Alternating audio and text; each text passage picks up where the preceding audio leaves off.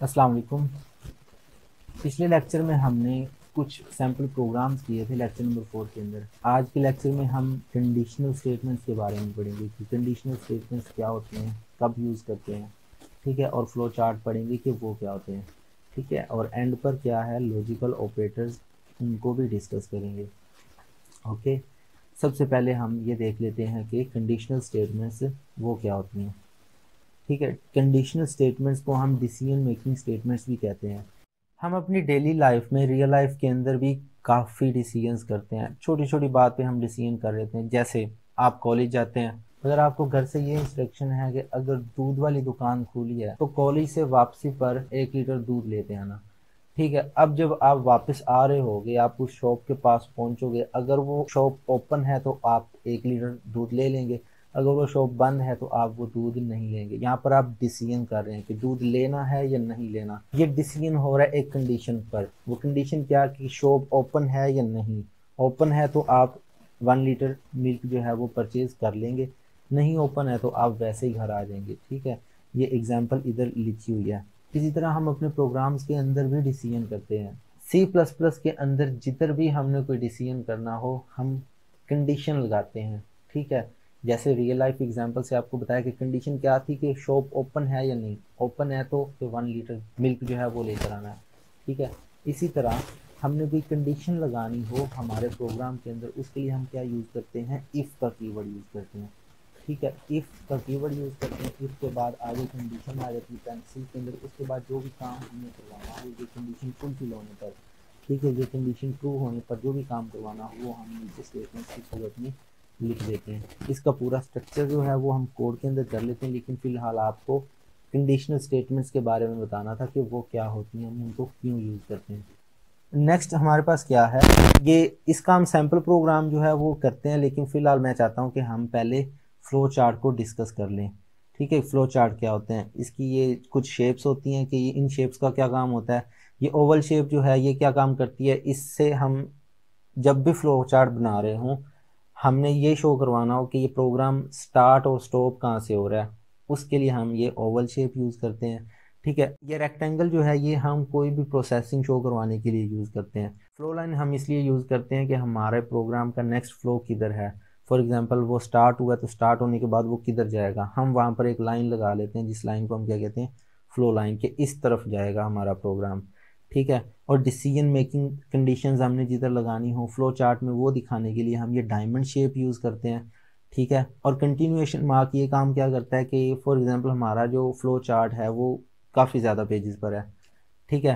तो page number 1 पर जो है वो एंड नहीं हो रहा, वो आगे भी कंटिन्यू है। तो हम क्या करते हैं, पेज के एंड पर जिधर ये फ्लो चार्ट जिस तरह भी चल रहा है, एंड पर ये सर्कल लगा देते। इस सर्कल का क्या मतलब होता है कि इसके आगे ये फ्लो चार्ट कंटिन्यू है, इधर ही ख़त्म नहीं है, इसके आगे देखो, नेक्स्ट पेज कहीं पर देखो, ठीक है।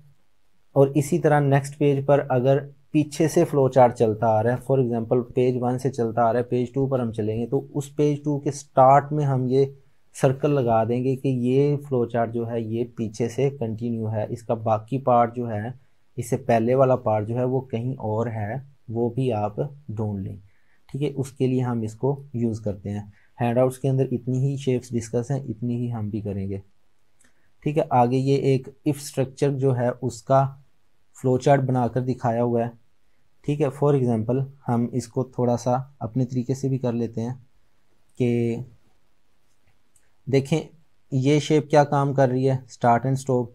हमारा प्रोग्राम स्टार्ट हुआ, ठीक है, इसके अंदर हम लिख देंगे स्टार्ट या स्टॉप, यहाँ पर लिखा नहीं जाएगा अभी, ठीक है। उसके बाद हमने क्या करना है, कोई भी फॉर एग्जांपल डायरेक्ट हम उसके बाद यहाँ स्टार्ट ही कर देते हैं, चले लिखा ही गया। इसके बाद हमने फ्लो बताना है कि हमारा प्रोग्राम किस तरफ जा रहा है। हम कह देते हैं आगे हमने एक कंडीशन लगाई है, वो उसकी तरफ जा रहा है, उस फ्लो की तरफ जा रहा है, ठीक है। कंडीशन हमने यहाँ पर क्या लगा दी, वो कंडीशन जो भी हमने इधर लगाई होगी इफ़ कंडीशन के साथ, ठीक है, इफ़ स्टेटमेंट के साथ।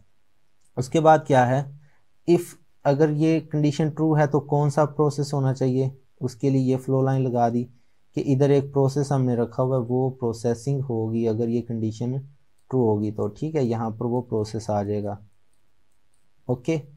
इसके बाद क्या है कि प्रोसेसिंग डन के बाद ये प्रोग्राम किधर जाएगा, ये प्रोग्राम इधर जाएगा, तो ये, और अगर ये फॉल्स हो गई, ठीक है, ये कंडीशन फॉल्स होगी तो ये किधर जाएगा। जैसे हमने एक रियल लाइफ से एग्जांपल ली थी कि आप आए, यहाँ पर कंडीशन ये लगी है कि शॉप ओपन है या नहीं। ओपन है तो प्रोसेस क्या करना है, 1 लीटर मिल्क ले लेना है। ओपन है तो 1 लीटर मिल्क लेना है, इस तरफ चले जाएंगे, हमारा प्रोग्राम का फ्लो इस तरफ चला जाएगा। अगर क्लोज है तो वो यहाँ से नीचे हमारा प्रोग्राम स्टॉप हो जाएगा, ठीक है। और प्रोसेस होने के बाद भी हम इसको स्टॉप ही करवा रहे हैं। ये इतना सा जो था इफ स्टेटमेंट का फ्लो चार्ट वो हमने बना लिया। अब हम बात करते हैं इफ स्टेटमेंट की कि उसको हम अपने प्रोग्राम के अंदर किस तरह लिखते हैं।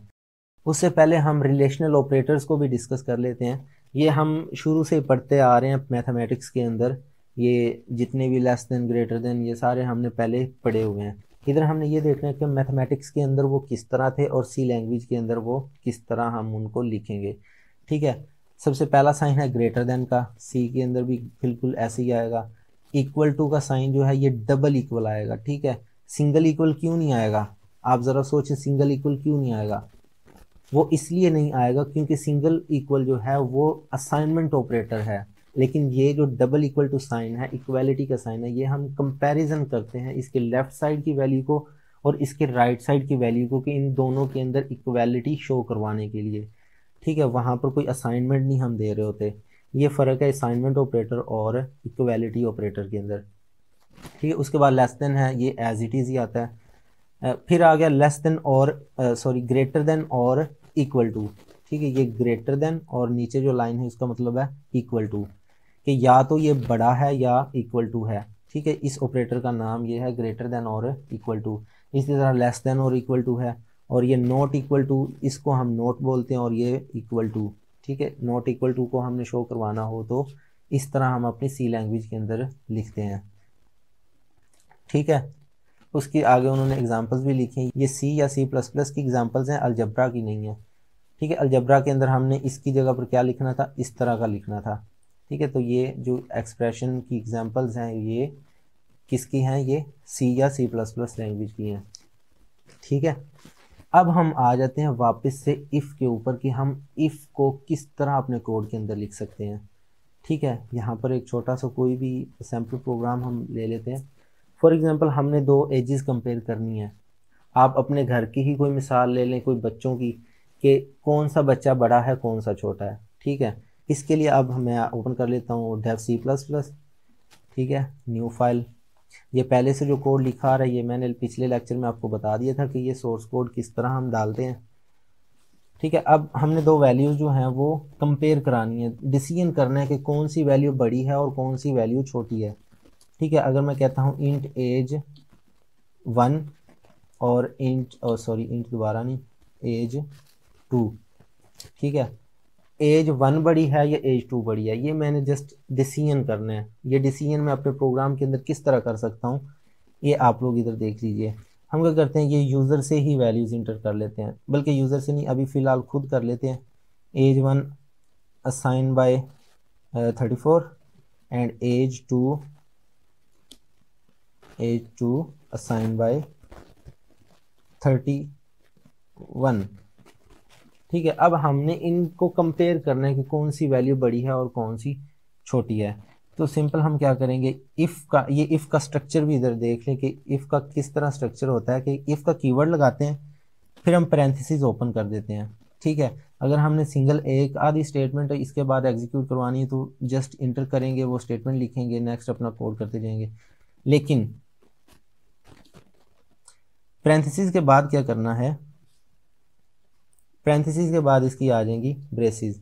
अब इन पैरेंथेसिस के अंदर वो कंडीशन आएगी कि ये कंडीशन अगर ट्रू है तो फिर यहाँ पर जो भी हमने कोड लिखा होगा वो एग्जीक्यूट हो जाएगा। फॉर एग्जांपल यहाँ पर अगर हम कंडीशन वही लगा देते हैं रियल लाइफ वाली, शॉप इज़ ओपन, कि अगर शॉप ओपन है तो 1 लीटर मिल्क लेकर जाना है, ठीक है।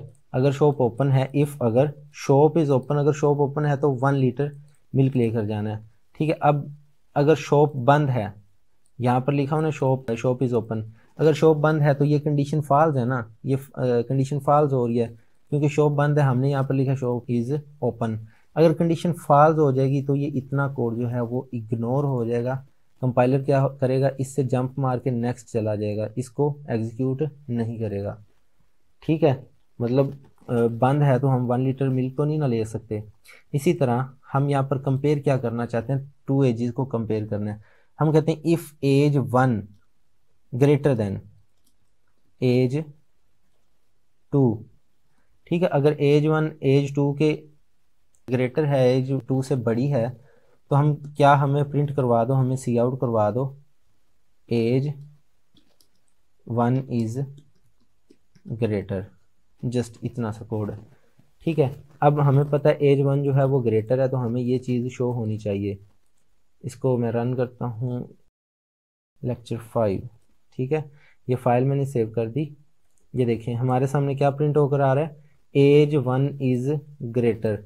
अगर मैं एज 2 को ग्रेटर कर दूं, इसको मैं 39 कर दूं, अब क्या आंसर आएगा, कुछ भी नहीं आएगा। ठीक है, ये बिल्कुल खाली आ रहा है, क्योंकि क्या हुआ, हमने यहाँ पर कंडीशन क्या लगाई है, अगर एज 1 एज 2 से बड़ी है तो फिर ये वाला कोड एग्जीक्यूट करना है। ठीक है, अब देखें एज 1 की जगह पर आप एज 1 की वैल्यू प्रिंट करें 34, फिर एज 2 की जगह पर एज 2 की वैल्यू 39। अब देखें क्या ये कंडीशन ट्रू है, 34 ग्रेटर देन 39, क्या 34 39 से बड़ा है, नहीं ना बड़ा। ठीक है, ये कंडीशन फॉल्स है ना, तो फिर कंपाइलर जो है वो इस चीज़ को इग्नोर कर देगा, डायरेक्टली इसके बाहर आगे जितना भी कोड होगा उसको एग्जीक्यूट कर देगा। ठीक है, अब देखें जब हमने एज 2 को बड़ा कर दिया, ये कंडीशन फॉल्स होगी, इस चीज़ को इग्नोर कर दिया कंपाइलर ने, लेकिन हमें कुछ शो नहीं करवाया, कुछ भी शो नहीं ना करवाया। वो क्यों नहीं करवाया, क्योंकि हम आगे प्रोग्राम ही हमारा एंड हो रहा। इस लेक्चर में हम क्या क्या पढ़ेंगे, दो चीज़ें हम ऑलरेडी पढ़ चुके हैं कि कंडीशनल स्टेटमेंट्स, ठीक है, उसके बाद फ्लो चार्ट पढ़ चुके हैं, और एक रिलेशनल ऑपरेटर्स भी पढ़ चुके हैं। ठीक है, आगे हमने जो चीज़ पढ़नी है वो मैं यहाँ पर लिखने जा रहा हूँ कि एक तो कीवर्ड है इफ़ का, ठीक है, जो हम पढ़ चुके हैं। उसके बाद एक कीवर्ड है, इसके बाद इफ़ एंड एल्स, ठीक है, इफ़ एंड एल्स। उसके बाद क्या करना है हमने, एल्स इफ़, ठीक है, उसके बाद हमने करना है नेस्टेड इफ़। ठीक है, इफ़ जो है वो हमने कर लिया, उसका कोड भी कर लिया कि ये इफ़ जो है वो किस तरह यूज़ करते हैं। अब देखें एल्स हम किस तरह यूज़ कर सकते हैं। देखें अगर ये कंडीशन फॉल्स हुई तो फिर भी तो हमें कोई आउटपुट चाहिए ना, हम चलो यही देखना चाहते हैं कि हमें ये प्रिंट हो जाए कि एज 1 इज़ लेसर या फिर एज 2 वो ग्रेटर है, वो हमें शो हो जाए। उसके लिए हम सिंपल क्या करेंगे, एल्स लिखेंगे और यहाँ पर सी आउट कर देंगे एल्स एज 2 इज़ ग्रेटर। ठीक है, अगर एज 1 ग्रेटर है तो हमें ये शो हो जाए, अगर एज 2 ग्रेटर है तो वो ये शो हो जाए। ठीक है, अब क्योंकि एज 2 जो है वो ग्रेटर है, पहले कुछ भी नहीं शो हो रहा था, क्यों नहीं शो हो रहा था, हमने नीचे कोई प्रोग्राम लिखा ही नहीं था। ठीक है, अब यहाँ पर क्या है, हमें शो हो रहा है कि एज 2 ये ग्रेटर है। ठीक है, ये था हमारा इफ़ एंड एल्स। ठीक है, पहले हमने इफ़ कर लिया, फिर इफ़ एंड एल्स। अब हम करते हैं एल्स इफ़। यहाँ पर आप हमेशा याद रखिएगा, एल्स के साथ हम कभी भी कंडीशन नहीं लगा सकते, ये खाली एल्स के साथ, इस तरह देखें इफ़ के साथ एक कंडीशन लगाई, मैं चाहता हूँ यहाँ पर भी कोई कंडीशन आ जाए। ठीक है, फॉर एग्जांपल यहाँ पर मैं कोई कंडीशन लगाना चाहता हूँ, कोई भी, ठीक है, एज 1 सेम ही लगाना चाहता हूँ अगर, तो यहाँ पर एरर आ जाएगा। ठीक है, यहाँ पर एरर आ जाएगा। एरर क्या आएगा, क्योंकि ये स्ट्रक्चर में ही नहीं है, ये चीज़ इतनी स्ट्रक्चर में है ही नहीं, हम एल्स के साथ ये कंडीशन नहीं लगा सकते। लेकिन फिर भी हमें कंडीशन लगानी पड़ जाए तो हम किस तरह लगा सकते हैं, उसके लिए हम क्या करेंगे, एल्स के बाद फ़ौरन एक और इफ़ स्टार्ट कर देंगे। ठीक है, अब इस इफ़ के बाद जो एल्स आएगा वो जैसे इस इफ़ का ये एल्स है, इसके बाद जो एल्स लगाएंगे वो इस इफ़ का होगा। ठीक है, जैसे यहाँ पर अगर मैं एल्स कर देता हूँ तो अब देखें ये एक सेट इतना हो गया इफ़ एल्स का, ये आगे सेट एक और चल गया इफ़ एल्स का। ठीक है, हमने मल्टीपल कंडीशन इस तरह लगानी हो तो हम एल्स के साथ तो लगा नहीं सकते, लेकिन हम एल्स के साथ इफ़ दोबारा से शुरू कर सकते हैं। ठीक है, ये हमारा टॉपिक था एल्स इफ़ का। इसके बाद हमारा टॉपिक कौन सा रह गया है, नेस्टेड इफ का। नेस्टेड इफ क्या होते हैं, इफ के अंदर एक और इफ। ये तो हम क्या कर रहे थे, इफ के बाहर है ना, ये इफ की इतनी बॉडी है, ठीक है, लेकिन इफ के अंदर एक और इफ, उसको हम कहते हैं नेस्टेड इफ। जैसे यहाँ पर एक और मैं कंडीशन लगाना चाहूँ इसके अंदर जाकर कि ये तो कंडीशन पास हो ही हो, लेकिन एक और भी होनी चाहिए। फॉर एग्जांपल जैसे कोई गवर्नमेंट की जॉब्स आती हैं, फॉर एग्जांपल पुलिस की होगी या फिर पाक आर्मी की होगी, उनमें क्या होता है कि एक कंडीशन होती है कि बंदे को मैट्रिक पास होना चाहिए, ठीक है। फॉर एग्जांपल यहाँ पर वो मैट्रिक पास वाली कंडीशन लगी, वो जितने भी इसको कंडीशन को क्रॉस करके यहाँ पर आ गए, फिर एक और कंडीशन आ गई भाई उनका हाइट जो है उनकी वो 5.7 से अबव होनी चाहिए, ठीक है। मतलब आगे आगे उनको कंडीशन कंडीशन लगती जाएंगी लगती जाएंगी, ठीक है। इस तरह हम नेस्टेड इफ्स को भी यूज़ कर सकते हैं अपने प्रोग्राम की रिक्वायरमेंट के हिसाब से, ठीक है। नेस्टेड इफ का भी कॉन्सेप्ट आपको क्लियर हो गया होगा। अब हम वापस आ जाते हैं हैंडआउट्स की तरफ। यहाँ पर कोई एक आधा सैम्पल प्रोग्राम कर लेते हैं जिससे हमारे इस लेक्चर के जितने भी टॉपिक्स हैं वो सारे के सारे क्लियर हो जाएंगे, ठीक है। इधर हमारे पास एक सैम्पल प्रोग्राम है, ठीक है। ये बड़ा इंटरेस्टिंग प्रोग्राम है, इसकी प्रॉब्लम स्टेटमेंट बड़ी मज़ेदार है। A shopkeeper announced a package for customer that he will give 10% discount on all bills, ठीक है। तमाम बिल्स के ऊपर 10% डिस्काउंट है। And if a bill amount is greater than 5000 then a discount of 15%। Normally 10% discount चल रहा है, लेकिन अगर बिल जो है वो 5000 से बड़ा हुआ, ठीक है, अगर किसी ने शॉपिंग की या 5000 से ज़्यादा की तो उसको 15% डिस्काउंट मिल जाएगा। और इसी चीज़ का हमने क्या एक छोटा सा प्रोग्राम लिखना है कि यूज़र क्या है वो एक वैल्यू इंटर करे, मतलब वो बिल इंटर करे, हमने उस वैल्यू को कंपेयर करने की और डिसीजन करने की ये वैल्यू अगर बड़ी है 5000 से तो 15% डिस्काउंट मिल जाए, अगर बड़ी नहीं है तो 10% मिल जाए, ठीक है। इसको हम जल्दी से कर लेते हैं अपने प्रोग्राम के अंदर, ओके। इसके लिए हमें सबसे पहले क्या चाहिए होगा, क्योंकि हम डिवीजन वगैरह करने जा रहे हैं तो डिवीजन जो है वो हमें फ्लोटिंग पॉइंट के अंदर आंसर दे सकती है, ठीक है। और हमने पढ़ रखा है कि डबल के अंदर भी डेसिमल पॉइंट जो है वो स्टोर हो सकता है, लेकिन डबल जो है वो मेमोरी थोड़ी सी ज़्यादा लेता है, उसके अंदर हम बड़ी वैल्यू स्टोर करवा सकते हैं, ओके। अब हम आ जाते हैं अपने प्रोग्राम के अंदर। ये सारी चीज़ें मैं क्लियर करने लगा हूँ, इसकी जगह पर अभी वाला जो सैम्पल प्रोग्राम है वो हम कर लेते हैं, ठीक है। डबल डबल डाटा टाइप का हम एक वेरिएबल बना लेते हैं, उसका क्या नाम लिखते हैं, अमाउंट, ठीक है। बिल की जितनी भी अमाउंट होगी, ठीक है, अमाउंट नाम का एक वेरिएबल बना लिया। अब इसको क्या करना है, हमने यूज़र से इसके अंदर कोई वैल्यू रखवानी है। यूज़र को कहते हैं कि enter the amount of bill. यहाँ पर यूज़र जो है वो अमाउंट इंटर कर देगा। इसके बाद हम कर लेते हैं सी इन, कि जो भी यूज़र इंटर करे वो अमाउंट के अंदर सेव हो जाए, ओके। अब हमने क्या करना है आगे कि इसके बाद जो भी वैल्यू हमें यूज़र दे देगा हमने उस वैल्यू पर एक डिसीजन करना है कि ये वैल्यू 5000 से छोटी है या बड़ी है। तो उसके लिए सिंपल क्या करना है, इफ़ कंडीशन लगानी है। इफ़ के बाद डायरेक्ट हमने रिलेशनल ऑपरेटर यूज़ करना है कि कंडीशन क्या लगानी है कि अमाउंट जो है, इफ़ अमाउंट ग्रेटर देन, किससे ग्रेटर देन होनी चाहिए, 5000 के। तो इसको साथ हम ग्रेटर देन और इक्वल टू भी लगा देते हैं कि वो 5000 से बड़ी हो या 5000 के इक्वल हो। तो फिर क्या काम करना है, यहाँ पर वो कोड आ जाएगा 15% वाला, ठीक है, 15% वाला। और अगर ये कंडीशन फॉल्स हुई, अगर अमाउंट 5000 से कम हुई तो फिर एल्स पार्ट जो है उसके अंदर हम लिख देंगे, यहाँ पर हम कोड क्या लिख देंगे, 10% डिस्काउंट वाला, ठीक है। अब हम जो है 15% डिस्काउंट वाला कोड जो है वो इधर अपना लिख लेते हैं, ठीक है। आपको पता ही है कि हम परसेंटेज किस तरह निकालते हैं। हमें सबसे पहले क्या करना है, एक हम वेरिएबल बना लेते हैं डिस्काउंट का, ठीक है, एक वेरिएबल बना लेते हैं डिस्काउंट का, ओके। डिस्काउंट के अंदर हम क्या करते हैं डिस्काउंट असाइन बाय,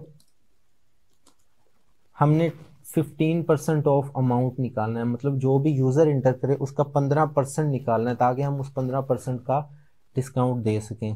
तो इसके लिए क्या फार्मूला है आपको भी पता होगा कि जो भी अमाउंट है, अमाउंट, अब हर बंदे का करने का तरीका अपना होता है, मैं इस तरह करता हूँ, डिवाइडेड बाय 100 मल्टीप्लाई जितने परसेंट हमने निकालना है। ठीक है, इसका आंसर पता है क्या मिलेगा, इसका आंसर हमें 15% मिलेगा। ठीक है, अब हमें यहाँ से 15% जो है अमाउंट का वो मिल जाएगा। अब हमने वो 15% का डिस्काउंट देना है, तो डिस्काउंट यही करना है कि टोटल अमाउंट जो है उसमें से माइनस कर देना है। तो हम एक और वेरिएबल बना लेते हैं, नेट पेएबल। ठीक है, ये असाइन बाय, हम क्या करते हैं, अमाउंट में से माइनस कर दो अगर डिस्काउंट। ठीक है, तो जो भी वैल्यू मिलेगी वो हम नेट पेएबल में कर देंगे। अब नेट पेएबल हमने एक वेरिएबल यूज़ किया तो इसको भी ऊपर हम डिक्लेयर कर देते हैं, नेट पेएबल। ठीक है, यहाँ तक कोई एरर देख लेते हैं, कोई एरर तो नहीं, कोई भी एरर नहीं है, ज़ीरो एरर है। अब कैलकुलेशन हमने परफॉर्म कर दी, अब हमें कोई चीज़ प्रिंट भी तो करवानी है, सी आउट कर लेते हैं, सी आउट लेस देन। अब सबसे पहले हमें क्या करवाना है कि, ठीक है, यहाँ से थोड़ा सा हम उसको बता देते हैं कि इसके ऊपर 15% लग रहा है, क्योंकि ये वैल्यू जो है वो साथ में हम वैल्यू भी प्रिंट करवा देते हैं। उसके लिए क्या करेंगे, 15% जो है उसकी वैल्यू मतलब 15% कितनी अमाउंट है वो हमने डिस्काउंट के अंदर स्टोर करवाई है। ठीक है, डिस्काउंट को हमने यहाँ पर सी आउट कर दिया, मतलब ये string as it is print हो जाएगी और यहाँ पर डिस्काउंट की वैल्यू आ जाएगी कि जो भी वैल्यू इसके अंदर पड़ी। उसके बाद हम सी आउट कर लेते हैं कि the net payable bill is. ठीक है, अब जो बिल हम यहाँ पर नेट पेएबल में रखना चाहते हैं, मतलब जितना पे करेगा कस्टमर आफ्टर 15% का डिस्काउंट काटने से, ठीक है, वो कितना होगा, वो हम किसके अंदर स्टोर करवा रहे हैं, नेट पेएबल के अंदर करवा रहे हैं ना। तो हम यहाँ पर नेट पेएबल की वैल्यू जो है वो शो करवा देंगे। ठीक है, यहाँ तक कोई एरर तो नहीं है, कोई भी एरर नहीं है। अब सेम यही जो है कोड, इसको उठाकर 10% वाले के अंदर पेस्ट कर देंगे और यहाँ पर सिंपल 10% कर देंगे और इधर भी 10% कर देंगे, बाकी सेम टू सेम सब कुछ रहेगा। ठीक है, अब यहाँ पर डिसीजन क्या हो रहा है कि अगर अमाउंट जो है वो 5000 के इक्वल है या 5000 से बड़ी है तो ये कोड एग्जीक्यूट हो जाए, अदरवाइज ये नीचे वाला कोड एग्जीक्यूट हो जाए। ठीक है, अगर अमाउंट 5000 से कम हुई तो नीचे वाला कोड ये एग्जीक्यूट हो जाएगा। अब इसको रन करके देख लेते हैं।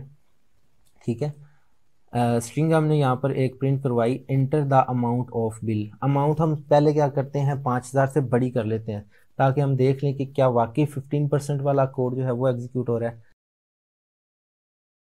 एक चीज़ मैं हमेशा भूल जाता हूँ, आप लोगों ने नहीं भूलनी, इधर एंडल लगाना या वो बैकस्लैश n लगाना वो भूल जाता हूँ मैं। ठीक है, ये आप लोगों ने इसको आपने नहीं भूलना। ओके,